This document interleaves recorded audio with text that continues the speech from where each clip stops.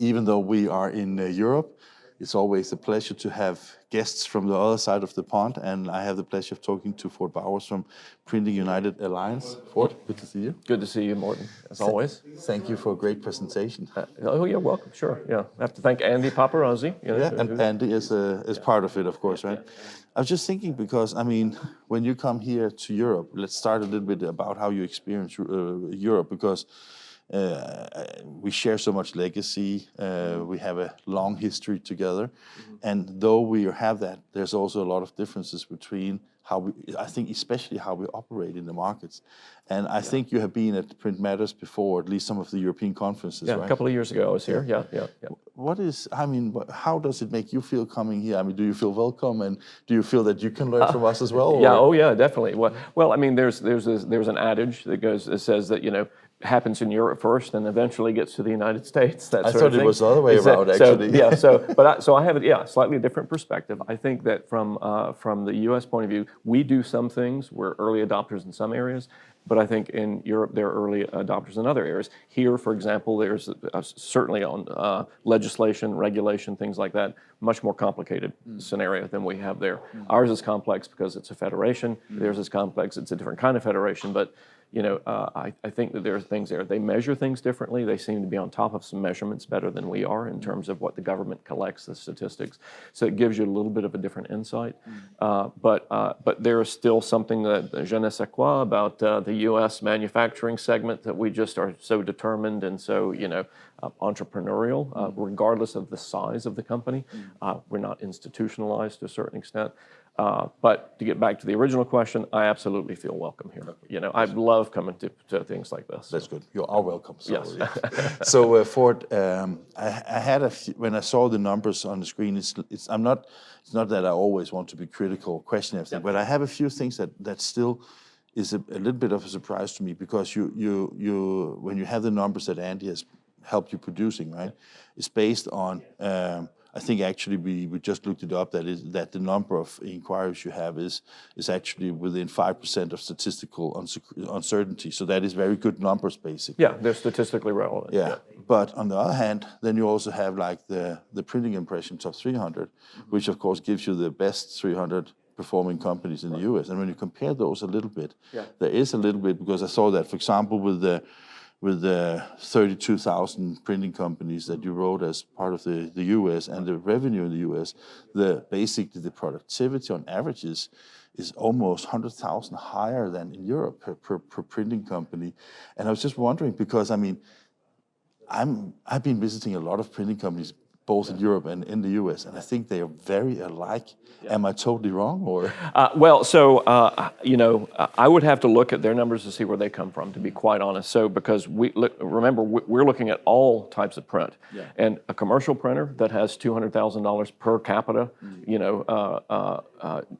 production, that's probably pretty good.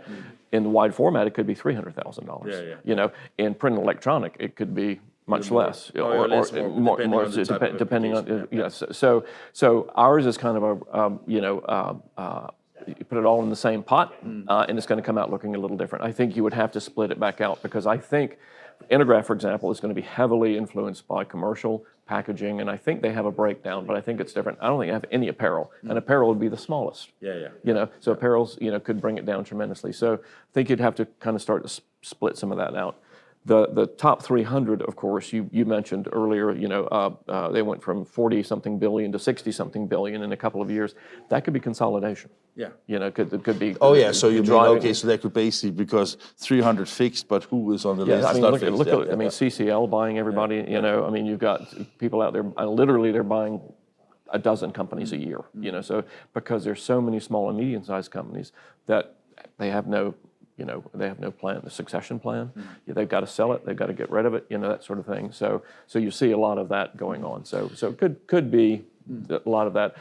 I don't think it's necessarily 50% organic growth. Okay. The reason I was asking also, because I think that when I come to conferences like this, and I'm almost certain that you have the same approach to it, is that the importance is, of course, to listen to the speakers, but it's also what I can take home and learn, so I can bring my own industry on par. I mean, I know that if you look at the all the manufacturers that have, used IoT to get all kind of data from machines, right, where they basically try to help all the customers to maximize the productivity. I think that this kind of events is about the human side of balancing the productivity, right? Yeah, no, I would say so. Yeah, I mean, all of these wondrous things that are now presenting themselves, AI and all of the robotics and things like that. I was talking to Mark Boyd at Keypoint, and it's how does it interface with the human element? What does that look like? And I started with it 10 years ago when just putting in very simple stuff. I couldn't get my staff to use robotics, because they knew how to do it, by hand. Yeah. So I do think that that integration where human touches machine, what does that look like? Is it actually a help? Is it a threat? I mean, what is it? How does it change a culture? Yeah. And how does it change your workers? It's kind of interesting because Mark Boyd also mentioned the Caviris from Durst that was presented at, and I guess that they are actually betting a lot on within a very short time to make lights out production a reality. And you know how many years we've been discussing it, right? We've been talking about lights out for a long time. Yeah. So I think it depends on how widgety your business is, right? If you've really got, if it's down to the SKUs and you know exactly what you can produce and that's what they can order and that's it, you can get there. Yeah. But if there's any customization, if there's any personalization, if there's any creativity that goes into it, and you've got to create workflows for a new type of thing, lights out doesn't strike me as feasible. No. I think it can be helped, but I don't, I mean, the kind of work we did, no way it's lights out, the kind of work we did. It's kind of funny because I often speak to Americans because also when they speak about let's say the labor cost in America, I think on average it's higher than Europe, but I think it's much more diverse because I think that people on the floor in printing companies in the US makes considerably less than people on the floor in Europe. Yeah, it's interesting. I would say that one of our issues is structural pay and attracting in a new generation. I think we have some issues there that we have to address as an industry. I would also say that I was looking at GDP of the European Union versus the U.S. And if you just look at GDP numbers, we're 32 trillion.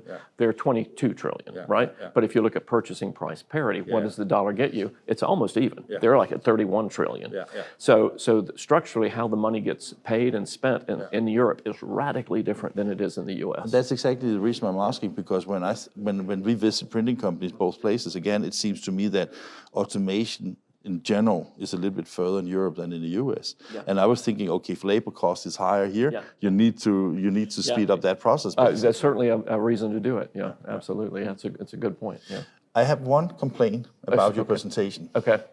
Because not last time we met, but last time at Printing United, I think that was a fantastic atmosphere.